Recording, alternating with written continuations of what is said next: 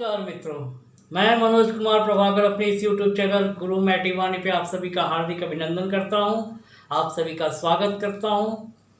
आप लोगों का जो प्रेम और स्नेह मुझे पिछली वीडियो से जो मिल रहा है, उन सब के प्रति मैं आप सबका आभार व्यक्त करता हूं। मित्रों, मेरे इस वीडियो के लेट्स जो आ रही है, इसके लिए मैं आप सभी से क्षमा प्रार्थी हूँ। मित्रों, लॉकडाउन जो हमारे पूरे भारतवर्ष में हुआ, तो मैं यूपी के गोरखपुर से आप लोगों से संबंध स्थापित कर रहा हूँ। तो हमारे यूपी में गोरखपुर में अभी ये जो फोर्थ लॉकडाउन है, तो इसमें जो हमारे जो चिकित्सक मित्र हैं, उनकी दवाओं की मेरे पास में कुछ लिस्टें थी, एक दो लोगों की, जो कि कुरियर के ब्रेक होने के कारण जो है सो प्राइवेट कुरियर से नहीं जा पा रहा था, ट्रेनें चल नहीं रही हैं, तो इसके कारण उनके ऑर्डर हमारे पास में रुके हुए थे। लेकिन हमारे जो डॉक्टर में थे, उनका जो है सो जो औषधियाँ जो थी वो ख़त्म हो गई थी, और वो हमको बार बार फ़ोन करके इस बात के लिए रिक्वेस्ट कर रहे थे कि किसी भी तरह से व्यवस्था कर दें। तो हमने उन सभी चिकित्सकों के लिए जो दो लोग हैं, उन लोगों को मैं इस यूट्यूब के माध्यम से उन्हें भी इन्फॉर्म कर दे रहा हूँ। और जो नए लोग जो हमसे जुड़ना चाहते हैं, उन लोगों के लिए भी है कि ये हमने बॉक्स जो है सो इसकी व्यवस्था में मैं लगा हुआ था। तो ये बॉक्स है जिसमें कि मैं अपना 40 मेडिसिन का 30 ml का किट जो है लोगों तक पहुंचाता हूं, और 30 ml के मेरे पास में जो है सो अभी बॉक्स जो है सो पर्याप्त मात्रा में है। चूँकि लॉकडाउन में कोई स्टाफ नहीं मिल रहे थे, कहीं कारपेंटर नहीं मिल रहे थे, कहीं कुछ और चीज़ें नहीं मिल रही थी, तो इसके कारण जो हमें जो असुविधा है, मैं आप सभी लोगों से इसके लिए मैं क्षमा प्रार्थी हूँ। और मैं आप लोगों की जो औषधियाँ वो मैं शीघ्र भेज दूँगा, और जिन लोगों को चाहिए उन्हें भी मैं शीघ्र भेजने की वादा करता हूँ। तो मित्रों, आज के जो हमारा फिलॉसफी का जो ये एपिसोड है, तो इस फिलॉसफी के एपिसोड में मैं आप लोगों से मैंने वादा किया था कि मैं एस से रिलेटेड जो 4 वर्ड हैं, swimming, stretching, sex and sleeping, तो मित्रों इस पर बात मैं करूं उससे पहले मैं आपको थोड़ा सा आज जो भी कोविड-19 जो पूरे देश में आज पेंडेमिक के रूप में जो है सो दिखाई दे रहा है, इस पर मैं थोड़ा सा जो मेरा अपना अनुभव है उसके बारे में थोड़ा सा मैं चाहता हूं कि आपसे शेयर कर लूं। तो मित्रों, कोविड-19 जो मुझे ऐसा आभास हो रहा है कि जिस तेज़ी से लोग इससे संक्रमित हो रहे हैं, और लोगों का जो मृत्यु दर जो पूरे विश्व में जो दिखाई दे रहा है, और पूरे विश्व में जिस स्तर से लोग संक्रमित हो रहे हैं, वहाँ लोग ठीक भी हो रहे हैं, जिसकी प्रतिशतता जो है सो कहीं अपने अपने देश की अपनी अपनी समृद्धि के अनुसार जो उनके यहाँ हेल्थ मैनेजमेंट पे जो वर्क हुए हैं उसके आधार पर कहीं कम कहीं ज़्यादा है। तो कितने परसेंट हुए, ये राजनीतिक चीज़ें हैं, मैं उस पर प्रकाश नहीं देना चाहता। मैं सीधी सीधी बात कर रहा हूँ कि जो मेरा अपना जो व्यक्तिगत जो मैं कोविड-19 को मैं अपने स्तर से जो बहुत ही बारीकी से अध्ययन कर रहा हूँ, जितना मुझे समझने की क्षमता है उस हिसाब से, तो मुझे लगता है मित्रों कि ये जो डिजीज़ है, ये जो वायरस है, ये ऑटो इम्यून के तरह काम कर रही है। ऑटो इम्यून उसको कहते हैं कि जब आपका बॉडी का जो इम्यून सिस्टम है, जब स्वयं से आपके शरीर को आघात करने लगे, तो उसको ऑटो इम्यून कहते हैं। और ये वायरस भी मुझे ऑटो इम्यून के तरह लग रहा है, क्योंकि ऑटो इम्यून के तहत जो रोग, जो ऐसे तो 6-7 रोग हैं ऐसे जिसको कि बहुत ही कंफर्म रूप से कहा, जैसे कि auto immune diabetes, rheumatoid arthritis, thyroid, इसके बाद डायबिटीज़, हेपेटाइटिस, इस तरह से करके 6-7 डिजीज़ हैं जिसको कि हम ऑटो इम्यून के रूप में जानते हैं। और मित्रों, हम अपने आप को कैसे पहचानेंगे कि हम ऑटो इम्यून की तरफ जा रहे हैं, इस पर भी मैं आपको 6 पॉइंट्स आपको बताना चाहता हूँ। नंबर 1 कि आपका स्ट्रेस लेवल जो है बहुत ही हाई अगर रहता हो, तो आप समझिए कि आप ऑटो इम्यून की तरफ जा रहे हैं। दूसरा कि आप बार बार आपका पेट खराब रहता हो तो आप समझिए कि आप ऑटो इम्यून की तरफ जा रहे हैं। तीसरा, आपका अगर जख्म जो है वो बहुत धीरे धीरे बढ़ता हो, अगर मेडिसिन आप खा रहे हैं, एंटीबायोटिक उसके लिए खा रहे, घाव सुखाने की औषधियाँ खा रहे हैं, लेकिन फिर भी अगर आपका जख्म हील अप नहीं कर रहा है, डैट मीन्स कि आप ऑटो इम्यून की तरफ बढ़ चुके हैं। आप अपने शरीर में बराबर थकान महसूस करते हैं, फ्रेशनेस नहीं फील करते हैं, तो आप समझ लीजिए कि आप ऑटो इम्यून की तरफ बढ़ रहे हैं। या वर्ष में कोई भी वायरल इन्फेक्शन जो उसका कोर्स है एंटीबायोटिक का, या जो उसका जो उसके ट्रीटमेंट का जो मैनेजमेंट का जो कोर्स है, अगर आप उसको कंप्लीट कर लेते हैं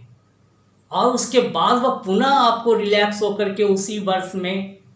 अब आप उसको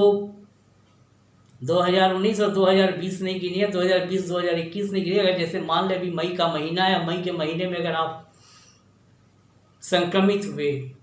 और 15-20 दिन जाते जाते ठीक हो गए और 6 महीना 7 महीना 8 महीना के भीतर अगर आप पुनः संक्रमित हो जाते हैं, ऐसे 3 से 6 9 महीने के भीतर कोई भी वायरल डिजीज अगर आपको अगर दोबारा से संक्रमित करता है तो आप समझ लीजिए कि आप ऑटो इम्यून की तरफ बढ़ चुके हैं। मित्रों, हमारे इलेक्ट्रो होम्योपैथी में हाइड्रस्टिस, कैपेसेला, ब्रिक्सा पेक्टोरिस आदि ऐसे प्लांट्स, इसके अलावा एलियम सटाइवम जो प्लांट्स हैं, जो कि एस ग्रुप में, ब्लू इलेक्ट्रिसिटी में, वर्बिफ्यूगोस ग्रुप में बहुत ही प्रयोग के जिसको कि प्रयोग किए गए हैं, जिसके प्रयोग से आप जैसे S10, वर्बन, BE, अगर हेपेटाइटिस का प्रॉब्लम है तो आप S5 का, अगर किडनी का प्रॉब्लम है तो S6 का, डायबिटीज़ का प्रॉब्लम है S6 का, उससे थायराइड का प्रॉब्लम अगर आपका ऑटो इम्यून है तो आप उसमें लिम्फोन का, इस तरह से आप उसका प्रयोग करके आप ऑटो इम्यून से बच सकते हैं और इसके साथ साथ आप कोविड-19 से भी बच सकते हैं। तो जो लोग वैक्सीन बना रहे हैं उनसे भी मेरा आग्रह है कि मैं आप लोगों के जितना इलेक्ट्रो होम्योपैथी का व्यक्ति हूँ, तो मैं मेरे पास में उतना वास्ट नॉलेज आप लोगों के जैसा नहीं है, क्योंकि आप वायरोलॉजी के एक सक्षम व्यक्ति हैं। लेकिन अगर आप हमारी इस बात को, अगर हमारे वीडियो को देखते हो, तो आप लोगों से मेरा आग्रह है कि आप ऑटो इम्यून की तरफ इसको थोड़ा सा विचार करने की कोशिश करें। तो शायद मैं समझता हूँ कि ये जो पेंडेमिक के रूप में जो भी हम ऑटो इम्यून ये कोरोना वायरस को, कोविड-19 को देख रहे हैं, तो उसमें हमें सफलता बहुत शीघ्र मिल जाएगी। अब मैं आता हूँ अपने विषय जिसके लिए मैं आज वीडियो पे आप लोगों से वादा किया था, वो था एस। मित्रों, हम जन्म लेते हैं, जन्म लेने के बाद अपनी माँ के दूध से जब इंट्रोड्यूस होते हैं, उसके बाद से नाना प्रकार के 25-30 साल की उम्र तक पर डे एक नई चीज़ से इंट्रोड्यूस हो जाते हैं और 25-30-40 आते आते फिर हम ये सोचते हैं कि अब मुझे फैट नहीं लेना चाहिए, तो ऑयल छोड़ देना चाहिए, तो घी छोड़ देना चाहिए, और सब कुछ माइनस करते चले जाते हैं। वैसे ही मित्रों, अपने स्टडी में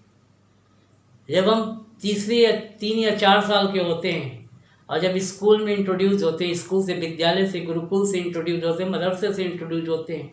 तो उस समय में हमारे पास में जो पढ़ने के लिए जो विषय आते हैं उसमें हिंदी होता है, मैथ होता है, इंग्लिश होता है, संस्कृत होता है, सोशल स्टडी होता है, ज्योग्राफी होता है, इतिहास होता है, जीव विज्ञान होता है, वनस्पति विज्ञान होता है, और 10th तक आते आते कम से कम अब 15 से 16 सब्जेक्ट से इंट्रोड्यूस हो जाते हैं।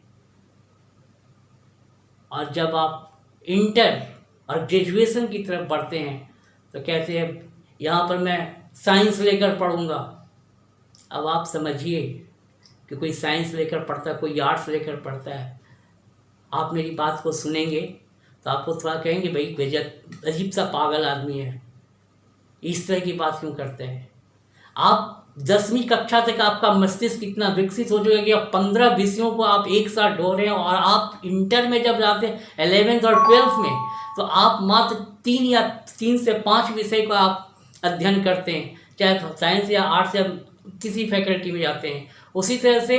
आप जब ग्रेजुएशन में जाते हैं कोई 1 या 2 विषय को लेकर चलते हैं, एक विषय से आप ऑनर्स करते हैं,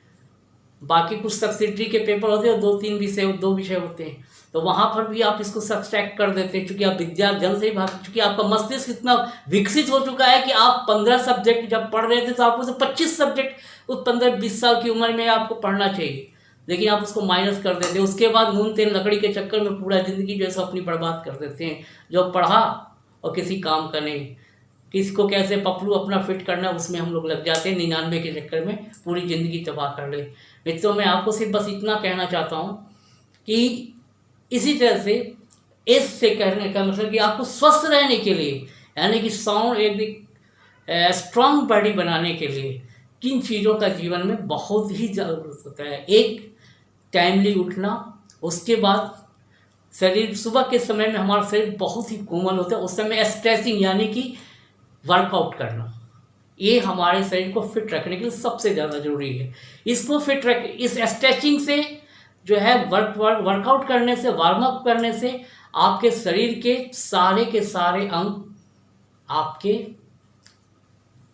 संचालित होने लगते हैं। लेकिन इसमें एक चीज़, 2 चीज़ होते हैं जिसका कि एक्सरसाइज नहीं हो पाता है, वो होता है आपका नेत्र और दूसरा होता है आपका फेस। इसका एक्सरसाइज आपके इस स्ट्रेचिंग के दरमियान नहीं हो पाता है। तो मित्रों, अब मैं आता हूँ आपको स्विमिंग स्ट्रेचिंग के बाद, यानी कि अगर आप तैराकी करते हैं, अगर आप तैरना जानते हैं, तो नदी में, तालाब में जहाँ बहता हुआ जल है, अगर आप वहाँ पर जहाँ धारा कम हो या जहाँ पर स्विमिंग प्लेस है, वहाँ पर जहाँ से तैराकी सिखाई जाती है, वहाँ पर जाकर अगर आप तैरते हैं, स्विमिंग करते हैं, तो आपके स्विमिंग करने से आपके नेत्र से लेके पूरे शरीर का जो है एक्सरसाइज वो कंप्लीट हो जाता है। तीसरा मित्रों, उसको कहते हैं स्लीपिंग, यानी कि आप सुबह सूर्योदय के पहले जब उठते हैं तो रात में 9-10 बजे तक खाना पीना खा करके 2 घंटा टहल करके आप सो जाएं, तो सो जाने के बाद आपको कम से कम 6 से 8 घंटा साउंड स्लीप होना चाहिए। तो जब आप वर्कआउट करेंगे, सारे तरह के फिजिकल वर्क करेंगे, फिजिकल एक्टिविटी जो कि आप तुरंत सो जाएंगे और दिमाग में फितूर की बातें ना लाएं। और मित्रों, अगर आप शादीशुदा हैं तो आप अपने पार्टनर के साथ कभी भी धोखाधड़ी का काम नहीं करें, और अपने पार्टनर के साथ जो है सो अगर आप सेक्स करते हैं तो सेक्स से भी जो है आपके पूरे बॉडी का एक्सरसाइज हो सकता है, कंप्लीट हो जाता है, जिसमें कि आँख, कान, नाक, मुंह से लेके पूरे शरीर का, क्योंकि इसमें एक ऐसी क्रिया होती है जिसके अंदर जो बॉडी का, जो आपके पार्टनर का जो बॉडी का जो स्वेटिंग होता है, उसका जो केमिकल होता है, उस केमिकल के रिएक्शन से एक हेल्दी जो है जो साउंड स्लीप आपको मिलता है। तो मित्रों, ये थी हमारी एज की बातें। तो मित्रों, आज के लिए बस इतना ही। अगर आप हमारे चैनल को पहली बार देख रहे हैं तो हमारे चैनल को सब्सक्राइब कर लें, हमें आपके कमेंट्स का जो है सो इंतज़ार रहेगा। तो मित्रों, आप हमारे चैनल को सब्सक्राइब करें, हमारे बेल के जो आइकन है उसको भी दबा दें, और आपको मेरा ये लेक्चर अगर अच्छा लगता है तो हमारे इस लाइक के बटन को भी दबा दें। और मित्रों, एक बात हमेशा याद रखें, क्योंकि मैं वो बातें करता हूँ आपके साथ जैसे महाभारत में भगवान कृष्ण ने अर्जुन से कहा था कि कर्मण्ये वाधिकारस्ते न फलेषु कदाचन। सामान्य लोग ये बात कहते हैं कि कर्म किए जाओ, फल की चिंता मत करो, और मैं कहता हूँ कि वह कर्म ही मत करो जिसकी परिणाम तुमको सोचने पड़े, जिसकी परिणाम की तुमको आशा ही ना हो। अगर तुमने परीक्षा में लिखा है, हिंदी की पेपर दी और हिंदी लिखा है,